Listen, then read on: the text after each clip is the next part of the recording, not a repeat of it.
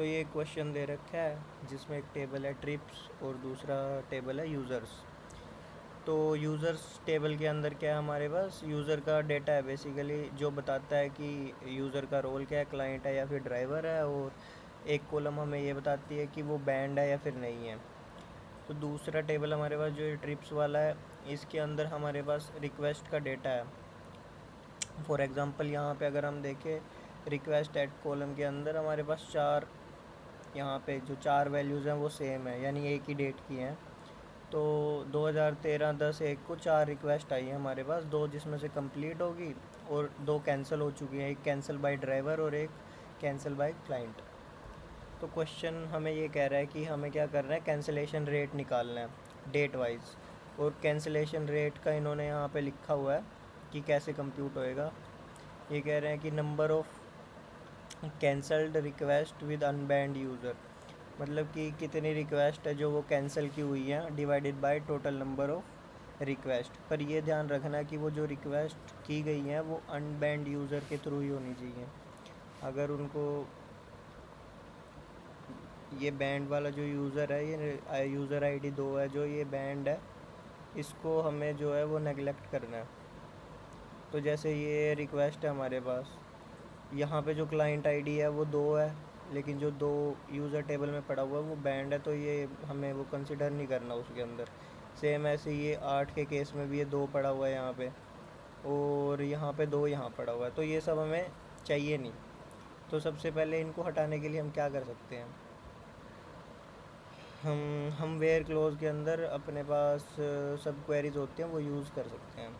तो for example सबसे पहला जो हमारा टास्क है, हम वो यही करते हैं कि ये जो हमारे पास जैसे यूज़र 2 है, इसकी हमें रिक्वायरमेंट नहीं है, तो इसको हम यहाँ से रिमूव करेंगे ट्रिप टेबल में से। इसकी अगर ये क्लाइंट आईडी के अंदर आता है या फिर ड्राइवर आईडी के अंदर आता है, 2 आईडी जो कि बैंड है, तो उसको हम रिमूव कर देंगे।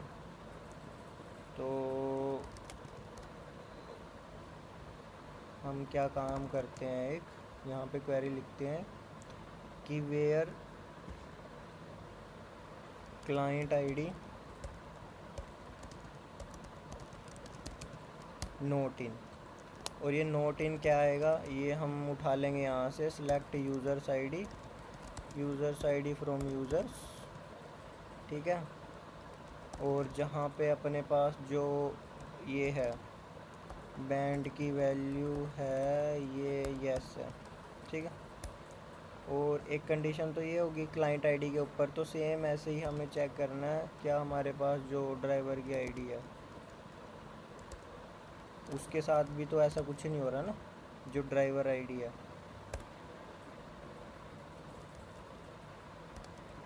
तो इसके ऊपर चेक करा ड्राइवर आईडी के ऊपर और इसके ऊपर तो अगर मैं अब इसको एग्जीक्यूट करूँ, नीचे रिज़ल्ट देखते हैं। सॉरी,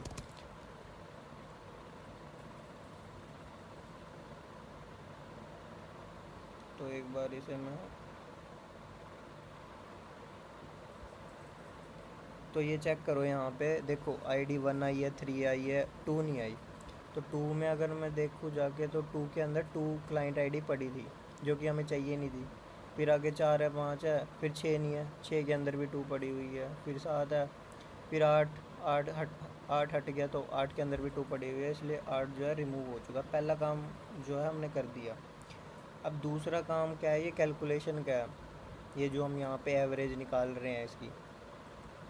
तो उसके लिए मैं क्या कर सकता हूँ, तो यहाँ पे मेरे को चाहिए क्या रिज़ल्ट में, अगर मैं यहाँ पे आके देखूँ तो ये चाहिए मेरे को रिज़ल्ट में। अब अगर तुम ध्यान से देखो यहाँ पे ये जो डेट है, तो ये ग्रुप बाय हो रखा है रिक्वेस्ट ऐड से। तो सबसे पहले तो मैं जाके यहाँ पे लिख देता हूँ ग्रुप बाय रिक्वेस्ट ऐड, ठीक है। और जो ये कॉलम है उसको यहाँ पे ऐड कर देते हैं सिलेक्ट के आगे, और उसका नाम इन्होंने बोल रखा है कि डे रखना है, तो डे रख देते हैं। और दूसरी कॉलम मेरे को चाहिए कैंसिलेशन रेट के नाम से, तो ये उठाई और ये भी यहाँ पे रख दी, ठीक है। अब इसको कैसे कैलकुलेट करेंगे, इसके लिए हमें एवरेज कैलकुलेट करनी है। फॉर एग्ज़ाम्पल अगर किसी का भी स्टेटस कंप्लीट है तो मैं उसको 0 मार्क कर दूंगा, अगर किसी का भी कंप्लीट नहीं है तो मैं उसको 1 मार्क कर दूंगा। उसके लिए मैं सिंपल इफ़ का यूज़ कर सकता हूँ। इफ़ नाम का एक फंक्शन है, तो इसमें यहाँ पे कंडीशन आती है, तो लिख दूंगा जैसे स्टेटस अगर इक्वल टू कंप्लीटेड है, उस केस में 0 अदरवाइज़ 1। ठीक है, तो इससे तो 0 1 आ जाएगा हमारे पास हर एक रो के कोरस्पॉन्डिंग में। पर ये तो चाहिए नहीं हमें। हमें क्या चाहिए कि हम जो 1 हमारे पास आते जा रहे हैं उनको सम करते जाएं, और जो टोटल आया है ग्रुप बाय किया ना हमने, जैसे ग्रुप बाय कर दूंगा तो ये कितने हैं, 4 हैं, तो उसके हिसाब से यहाँ पे चलना चाहिए। तो अगर मैं सम एग्रीगेट फंक्शन की तरह काम करेगा, मैं सम लिखूँगा तो वो सम क्या कर देगा, प्लस कर देगा इनको। तो जैसे मेरे पास अगर ये आया 0 1 0 1, तो सम ने क्या करना है, 2 दे देना आउटपुट।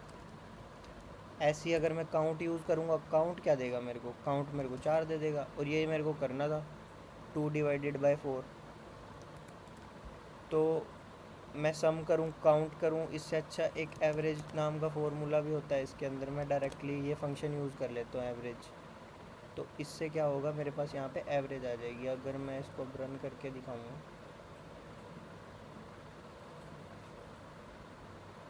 तो तुम देखोगे, ये देखो जो आउटपुट है वो बिल्कुल सेम आ चुका है। बस एक चीज़ यहाँ पे अगर तुम देखो, यहाँ लिखी हुई है इन्होंने कि 2 डेसिमल तक जो हमारा आउटपुट है वो आना चाहिए। और एक चीज़ ये लिख रखी है कि ये इसके बिटवीन का ही हमें जो रिज़ल्ट है वो चाहिए। तो यहाँ पे एक कंडीशन और ऐड कर देते हैं इसकी, इस वाली कॉलम की रिक्वेस्ट एट, तो रिक्वेस्ट एट बिटवीन, जो इन्होंने डेट दे रखी है ये, ठीक है, बिटवीन दिस एंड दिस, ये यहाँ पे 3 है। और अपना काम हो गया यहाँ से। उसके बाद क्या कर सकते हैं हम, लास्ट में हम यहाँ पे राउंड नाम का फंक्शन यूज़ करेंगे, जिससे हमें वैल्यू सिर्फ 2 डेसिमल तक ही चाहिए। और अगर अब मैं इसको रन करके देखूँ तो तुम देखोगे आउटपुट सही आ गया है। अब मैं इसको सबमिट करता हूँ,